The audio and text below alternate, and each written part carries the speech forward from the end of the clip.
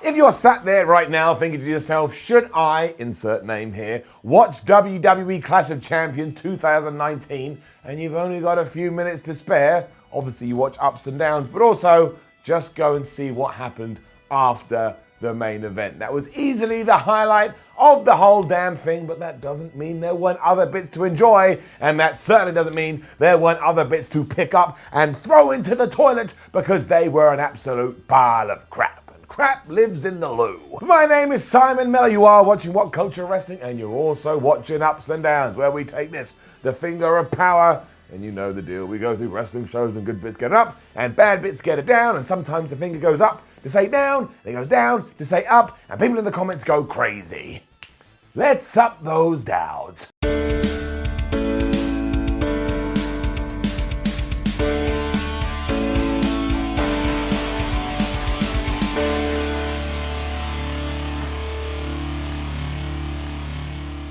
Unsurprisingly, the 205 Live match was on the pre-show, and unsurprisingly, Drew Gulak retained his championship where he snuck in, because it was a triple threat match, and he stole a pin. But they always work hard, they're always really fun, they deserve more, but they don't get it because they're like an unwanted child.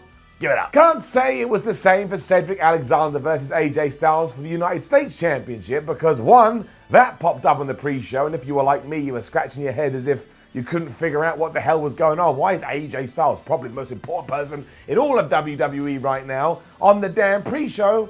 But also, why did we bother to push Cedric Alexander, where here AJ Styles beat him up, hit him with a Styles Clash, broke up the pin himself, beat him up some more, gave him another Styles Clash, and then pinned him for the 1, 2, 3. And then we weren't done, because Gallows and Anderson, who hadn't even been at ringside, then came into the squared circle, and all three members of the OC just beat up Cedric Alexander. Great. Down. Clash of Champions then got going properly, and of course we started with Braun Strowman and Seth Rollins, your Raw Tag Team Champions, taking on Bobby Roode and Dolph Ziggler, because of course Braun and Seth were also going to have to be in the main event, so you're always going to have to put this match on first, so they can go backstage, have a little sleep, get their breath back, and look, it was okay. It wasn't the best thing I've ever seen, but it certainly wasn't the worst thing I've ever seen. It can have it up. And it was the finish mostly that took away any of the oh my gosh from this, and that is going to be a theme throughout this episode of the show, because Bobby Roode was about to give Seth Rollins the DDT, and then Braun Strowman was in there, and he shoulder tackled Bobby Roode into Seth Rollins, and Seth Rollins was like, oh, I can't believe it, which then allowed Bobby Roode to hit the glorious DDT like he was intending to do beforehand onto our Universal Champion, and he did indeed pin him to ensure that him and Dolph Ziggler are your new tag team champions. But if I was Bobby Roode, I'd put my hand up and go, can I have a singles titles match as well?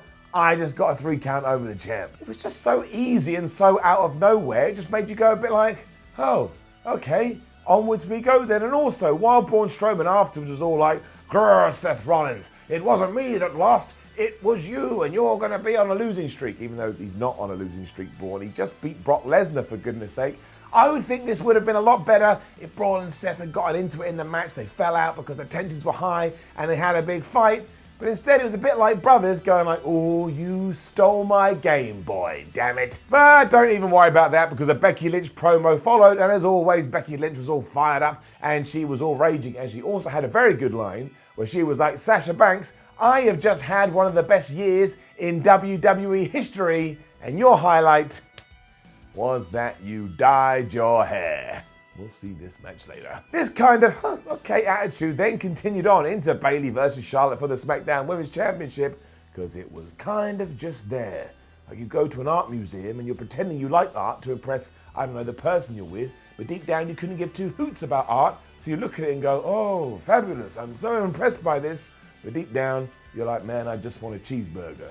However, it wasn't terrible. Up. The big criticism does seem to be that this match didn't go that long, but I'm all right with that. I think if you're going to pace a show out, you've got to have some long matches, you've got to have some short matches, and you've got to have some medium matches. And this went, 4 minutes tops? Maybe a bit longer, maybe a bit shorter, but it also meant Clash of Champions was only a 3.5 hour pay-per-view, When you have 11 matches on a show and you clock out then, you get 2 thumbs up from me. Also, it allowed Bayley to finally make sure everybody knew she was a heel by acting like a massive dick. I mean, Charlotte beat her up for the majority of this match, but when the referee wasn't looking, Bayley got the bottom turnbuckle pad and she ripped it off and she took Charlotte Flair's face and she smashed it into the metal, and that allowed her to pin her for the 3 count. And also, Bayley was quite entertaining because as soon as she's done that, she legged it as if she just won the 24/7 title. I'm also going to guess that within the world of WWE, or at least Bayley's brain, she thought, oh no, just in case the referee realizes what has happened, I will just vanish from the ringside area, and then much like a T-Rex, if he doesn't see me, it didn't happen. However, the thing is, outside of that, I don't really have much to tell you. I'm doing the shrug emoji, like when you send a little text message and you love that guy. Everyone loves that guy. Again, we definitely know Bayley is a heel. She wears a dark jacket now. She's still got those inflatable Bayley buddies. We probably did do away with them. But she cheated to win, and she didn't give 2 hoots.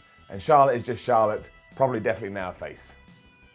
And that was it. I really like the Revival versus the New Day, though, for the SmackDown Tag Team titles. That is getting a much more solid up. It had a story, it tied into what we've been seeing on TV over the last weeks, and then WWE took those 2 pillars and applied that to the match itself.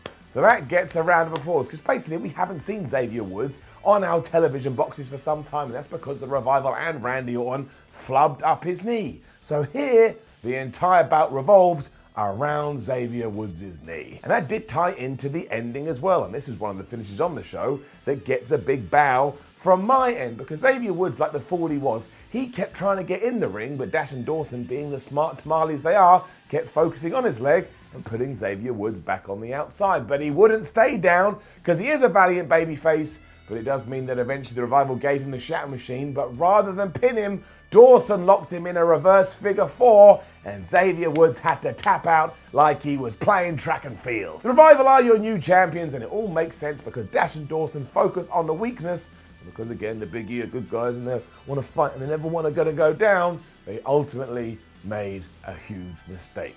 I ain't got no problems with this.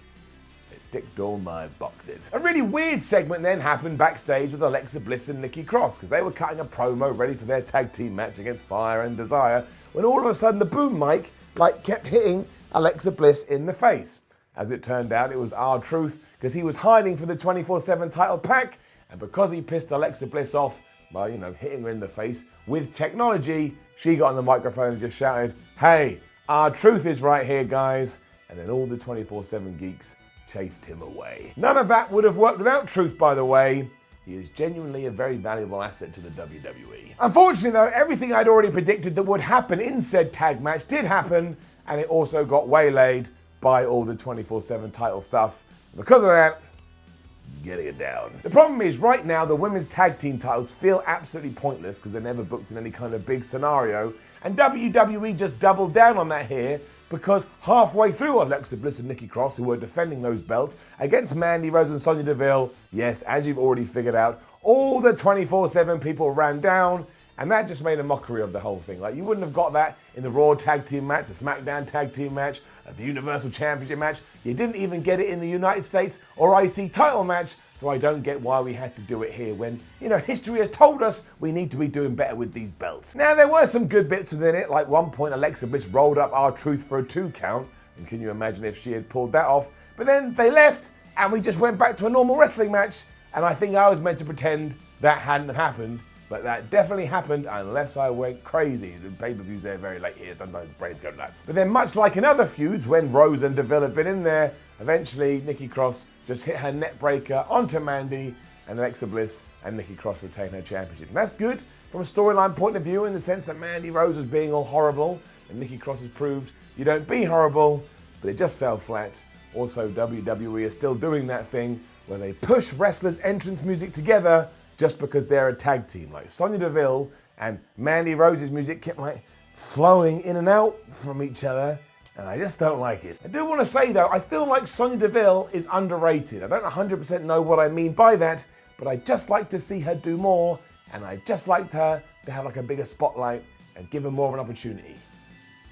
But she never gets it. I was on the shelf with Shinsuke Nakamura versus The Miz as well, But look, this did exactly what it had to do and exactly what you thought it was going to do, and therefore it's getting it up. The real key to it all was that now Sami Zayn has joined Shinsuke Nakamura. Those two have to be absolute nuisances wherever they do go, and that was basically the crutch of this entire match. The first 2 minutes or so was just Sami on the microphone doing live commentary until that got cut off, and that would have become unbearable after a while. And then every time The Miz had the upper hand, including at one point hitting Nakamura at the skull-crushing finale, which means he would have won the match, Sami Zayn was just getting in the way. Like at that point, he was on the apron talking to the referee, and because referees in WWE are stupid, he took his eyes off the match and The Miz got screwed. The A-lister was pissed and he chased Sami around the ring, but that was to his detriment. It caused a distraction. The Miz then got kneed right in the face by the Intercontinental Champion. He pinned him 1, 2, 3. That was that. Sami Zayn and Nakamura are now the joint Intercontinental Champions. They're not really. And look, I've said it before, I'll say it again. I'm intrigued to see what WWE does with this. It's an absolute bizarre partnership, but it's better than them just being lost in the forest all alone. Nobody talks like that. And right, let's move on. Sasha Banks versus Becky Lynch was absolutely brilliant for 7/8 of everything they did. Loved it. Give it up. If you wanted to believe they actually hated each other, you could, because they just went out there and they had a fight. They were kneeing each other in the face. It seemed like everything was really stiff. And because the crowd was kind of split, you had an amazing atmosphere. Throw in that the Raw Women's Championship was on the line, and going back to when I was talking about the Women's Tag Team Championships, it felt like one of the most important titles in the entire universe. And I was even cool when Sasha Banks threw a chair in the ring. She's a heel, that's exactly what she would have done, and she was being smart. That distracted the referee. She then got another chair and she smashed Becky Lynch right in the chest. That even allowed her to hit a Shining Wizard and get a very close near fall. But that's where this kind of fell apart. Lynch got her hands on the weapon, she swung it wildly, Sasha Banks dunked, and it meant that she inadvertently hit the referee with that steel chair. But even then, things were still good because they kept duking it out. They went and brawled in the crowd. There was rage, and there was rage up the 2-9. They were smacking lumps out of each other, and at one point Becky Lynch even locked in the disarmer on Sasha Banks, who tapped out. But of course, this was never going to count, because they were around about 67,578 miles away from the actual ring. The thing is, by the time they had got back into the squared circle and Lynch had got Banks back in the disarmer, well, this time she was using a chair to make it doubly more powerful, officials were already in the ring trying to pull her off because the decision had been made that this was going to be a DQ, because obviously Becky had smashed the referee right in the side, and that didn't really translate to the fans, who just booed, because A, they wanted to see these two keep scrapping, but B, like most of us, they wanted a proper winner. Also, finishes like this are just a massive bummer. You have all this hype, you get really excited for a pay-per-view match where hopefully you're going to see a winner or a loser, and then you don't get either. And don't forget, that's what makes sports so much fun, and when wrestling is at its best,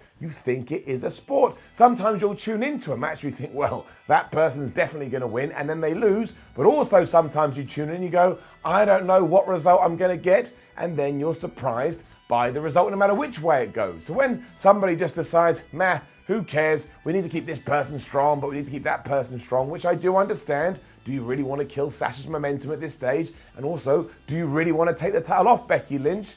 But to do it in this manner, and given that WWE also does it all the time, it just makes it fall flat. And that's the other thing. If it was more like another promotion that never relied on screw job finishes, you'd get away with it. But this is just WWE's get out of jail free card. And that's why it gets it down. And look, no doubt they're going to clash again at Hell in a Cell, probably in the Devil's favourite structure. And that will be even better than this one. But when it was all said and done and all the dust had settled and they were moving on to whatever was next, the only thing I could think to myself was, I really, really, really would have liked a more cut and dry ending. What can I say? Still very good though. It was then Kofi Kingston versus Randy Orton for the WWE title. And much like other things we were talking about earlier on, it was just fine. And I do like the fact that Kofi keeps taking on these, stalwarts of the WWE and getting clean victories. It makes him a really, really good babyface. But what else can I say? I don't really get where Kofi goes now, because you cannot do any matches with this program, although I'm sure WWE will find a way to justify it. And I suppose he gets to SmackDown in the first week of October when it debuts on Fox, and probably loses that championship to Brock Lesnar. That's just my guess. But look, again, like I say, Kingston is a great babyface. He was able to save himself from the RKO by putting his foot on the ropes at the last second. And when Randy was going to go for the punt, but Kofi managed to get to his feet and Trouble and Paradise him right in the face. It was a cool looking ending. The Viper dropped like a ton of bricks. The thing is though, are we going to be talking about this in 10, 20, 30 years? No. Are we even going to be talking about it tomorrow? Or when we're done here on Ups and Downs? Probably not. I've already said it once, I'll say it again. It was kinda just there. Then we were backstage and there was more weird skits with the Street Profits. I got worried straight away because they both predicted that Chad Gable was going to win the King of the Ring tournament. That made me go, oh no, Baron Corbin's actually going to take the victory. And then King Booker was there and they were all like, hey man, maybe you can knight us so we can get it on with some chicks. Booker T was like, you need to get your heads in the game. Then he came back all happy and was all like, sucker! And everybody joined in. I think we need to start getting the Street Profits in some matches. But then, my word, the people there last night at Clash of Champions may not have cared, I guess because they were worn out and they were preparing themselves for the main event. But Erick Rowan versus Roman Reigns, I got an absolute kick out of it. It is getting it up. Now, yeah, while I was completely wrong in the sense that I said no matter what alternative reality or alternative dimension we stepped into, there was no way that Erick Rowan was going to beat Roman Reigns, turns out I wasn't thinking about the reality that I'm already stood in because, yes, Erick Rowan did indeed pin the shoulders of the big dog to the mat for the 3 count and actually get a victory. But I don't care about any of that because the best part of all of this was I did a video recently called How WWE Should Have Booked the Roman Reigns Attacker storyline, which you can watch right now on WhatCulture Wrestling It's Live. And clearly maybe somebody at WWE saw it and thought, that would be a good idea because they took elements of it and actually made it happen in real life. For you see, after Erick Rowan and Roman had just battled around the place and they threw each other into tables and into LED boards, Roman Reigns was getting ready to give the best spear he'd ever given to Erick Rowan until he was cut off by a big boot from, if you can believe it, Repo Man, Luke Harper, who is now back in the WWE. So I guess all those rumors about Vince McMahon not giving 2 hoots about him may not have been true, or he just woke up yesterday and thought, let's use Luke Harper today. But look, it was easy to watch because Reigns and Rowan did have a pretty good brawl. And again, Luke Harper is now back. He stood tall in the ring after setting up Erick Rowan to give Roman Reigns the big claw, which is what he got the victory on afterwards. And I was just a happy man because if you haven't worked it out, I really like Luke Harper. And look, on top of all of that, I now genuinely want to tune in on Tuesday and see how this is all going to play out on SmackDown. I mean, why do these two want to kill Roman Reigns? And does Daniel Bryan actually have any involvement? Call me a please pup. Seth Rollins then cut a promo saying he's not going to worry about the past anymore and he's just going to start worrying or focusing on the future. For goodness sake, Seth, live here and now. It's the present that matters, especially because you're about to fight Braun Strowman. Before we do get to our main event though, we do have to throw a down in there because once again at this point of the show, at least for me, the WWE Network's audio completely fell out with the video. And it makes it so hard to watch when you've got commentators talking about something and then you don't see it for about 2 seconds. Like you'll see people take a bump, but you don't hear the bump because again, there's lag. And this has only been going on for me since we had that big WWE Network update. So until they fix it, I'm going to keep calling it out. Down. It was then our main event time, and look, it is going to get an up, even though it was a little bit wishy-washy in places.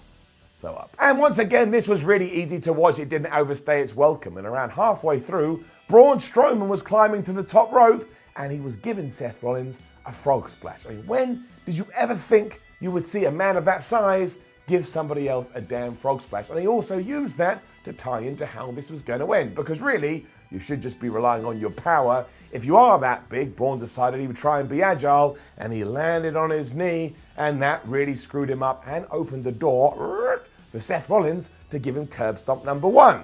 The reason I say curb stomp number 1 is because Braun Strowman kicked out of it straight away. Seth then gave him curb stomp number 2, which Braun kicked out of. Seth then gave him curb stomp number 3, which Braun kicked out of. And quite clearly the idea here was to portray Strowman as more of a dude, as more of a hard hitter, as a stronger guy than Brock Lesnar, because that's what the commentary team started to tell us. They were like, oh, it took Brock Lesnar 3 and he was down, and now we're at 3, but Braun Strowman keeps coming up. So do you know what Seth Rollins did?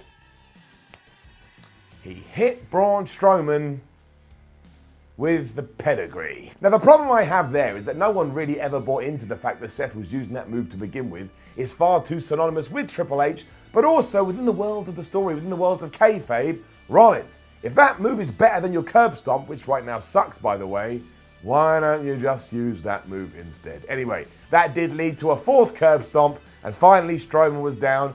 And I guess the reason I prefer this to what we saw earlier on in the night is at least Braun took a pin. He had his shoulders down for a 3 count. So even though we did try to keep him strong, pal, which is what we had to do, there was no funny business.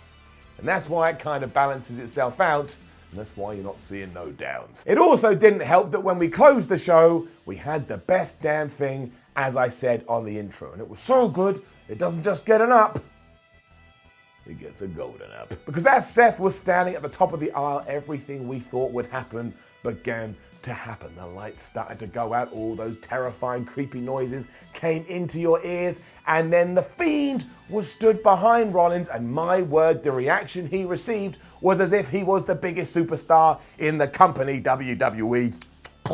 We gotta pull the trigger. He smashed the Universal Champion with his sister Abigail, and then took his fingers and gave him the mandible claw. And again, if he doesn't win that Universal Championship at Hell in a Cell, I may have to give up wrestling altogether. It's his time. Everything is pointing towards Bray Wyatt as being the man. Although don't tell Ric Flair that, he may try and sue you. We need to go all in with him, and really the only shame about this was that WWE had already announced that he was going to be in the main event at Hell in a Cell. If we hadn't known this was going to go down, I can only imagine the cheers the Fiend would have received. But who cares about that? It was still a moment. You should go out of your way to watch it. It made me a positive Pete. I am really hoping 2019 ends with your man Bray Wyatt / The Fiend at the top of the WWE tree. And then he should beat The Undertaker at Survivor Series, but keep your eye on WhatCulture for that video. I'm already calling it. And that was that. It was the end of Clash of Champions. I've seen a few people saying, well, it was really boring. And I will say that it wasn't the most surprising pay-per-view I've ever seen, but it had a bunch of good matches. We kind of doubled down on some character changes we've seen in the last few weeks and made sure you know what direction we're going in. There's my spinning arrow. I'm giving it up. It was only 3.5 hours long, which these days is a joy. I thought it was a very easy to get through show. Now, don't forget to leave a comment below and let us know what you thought about Clash of Champions. Like, share, and subscribe. Head over to WhatCulture.com and read yourself some articles. Follow WhatCulture on Twitter, WhatCulture WWE.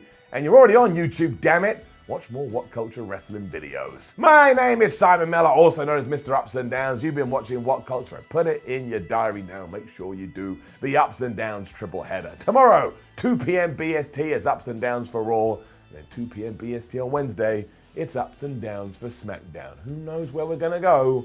And who knows why Luke Harper returned to the WWE?